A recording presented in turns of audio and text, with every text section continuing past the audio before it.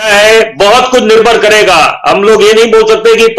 पंजाब की केवल 13 सीटें हैं लोकसभा की, लेकिन क्या अहमियत है पंजाब की, ये किसी को बताने की आवश्यकता नहीं है। और बड़े विश्वास जिम्मेदारी से एक बात बोलूंगा कि यहां पर बैठक हुई है और बड़े कद्दावर नेताओं ने इसमें इस मीटिंग में भाग लिया, अपनी भूमिका निभाई, लेकिन अंत में क्योंकि नतीजा क्या निकला है उसके मायने होते हैं। नतीजा अभी जो पिक्चर सामने उभर के आई है कि नतीजा कुछ नहीं निकला है, क्योंकि ये बोला जा रहा है कि हम लोग जनता के पास क्या मुद्दे उठाएंगे, जनता के क्या मुद्दे होंगे, हमारी रणनीति क्या होगी, इलेक्शन स्ट्रेटेजी क्या होगी, और सबसे बड़ी बात है संगठन को। क्योंकि ये बड़ा दुख होता है मुझे बोलते हुए, कांग्रेस पार्टी को ग्रैंड ओल्ड पार्टी कहा जाता है, स्वर्णिम इतिहास रहा है, बड़े महानुभाव कांग्रेस पार्टी ने दिए हैं। आजादी के बाद किसकी सरकारें रही हैं किसी को बताने की आवश्यकता नहीं है, लेकिन आज कांग्रेस का जो हाल है उसके लिए कांग्रेस खुद जिम्मेदार है। बहुत बढ़िया वापसी हुई थी कांग्रेस पार्टी की, पहले हिमाचल में, फिर कर्नाटक में जब चुनाव जीते थे, उससे हौसले बाकी इनके जो घटक दल है, जो साथी थे इंडिया अलायंस के, उनके भी हौसले सातवें आसमान पर आगे थे। लेकिन उसके बाद फिर घूम फिर के बैक टू स्क्वायर वन,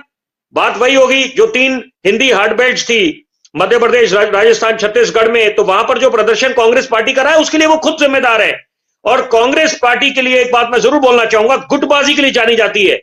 और यहां पर इनके बेशुमार बयानवीर नेता हैं। यहां पर पंजाब की बात करते हैं अभी, क्योंकि आज चर्चा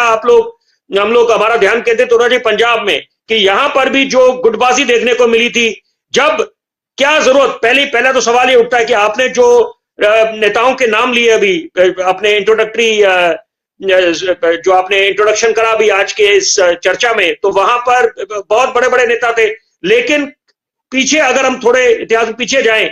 कुछ समय पहले जब कैप्टन अमरिंदर सिंह हुआ करते थे, कितने सुलझे हुए नेता थे, कांग्रेस पार्टी में उनका क्या योगदान है किसी को बताने की आवश्यकता नहीं है, और उनको नजरअंदाज कर दिया गया था। फिर जब नवजोत सिंह सिद्धू की ताजपोशी हुई थी, वहां पर भी जो तस्वीरें सामने आई, वो अपने आप में बहुत कुछ बयान कर रहे थे कि यहां पर गुटबाजी थमने का नाम नहीं ले रही थी, और सेल्फ गोल पे सेल्फ गोल कांग्रेस पार्टी करती रहेगी,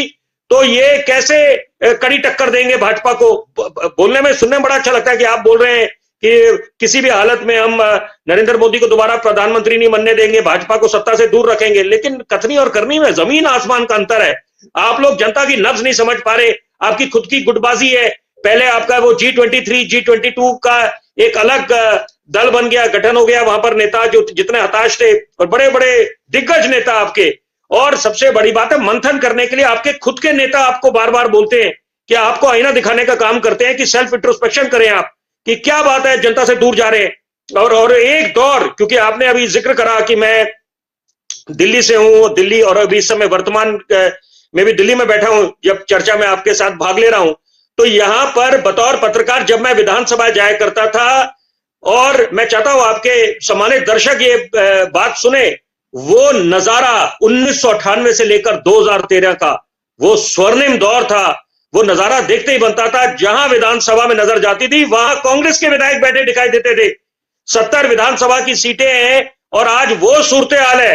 कि यहां पर कांग्रेस खाता नहीं खोल पाई है। जैसे क्रिकेट में कहते हैं कि बैट्समैन डक पे आउट हो गया बिना खाता खोले हुए, तो ये भी दौर है, तो उसके लिए कौन जिम्मेदार है। और वहां पर भी कहा जाता था उस दौर में, मैं एक बात बोलूंगा, चौधरी प्रेम सिंह, जिनका नाम Guinness book of world record में दर्ज है, प्रदेश अध्यक्ष थे कांग्रेस के, और शीला दीक्षित मुख्यमंत्री थी। तो यानी कि इसका मतलब है उनमें भी कहा जाता था कि आपस में ऑल इज नॉट वेल, लेकिन पार्टी हित में उन्होंने काम करा। उद्देश्य एक था कि कैसे कांग्रेस पार्टी का उद्धार करें, और कैसे जो चुनाव है लोकतंत्र का। विपिन शर्मा जी जरा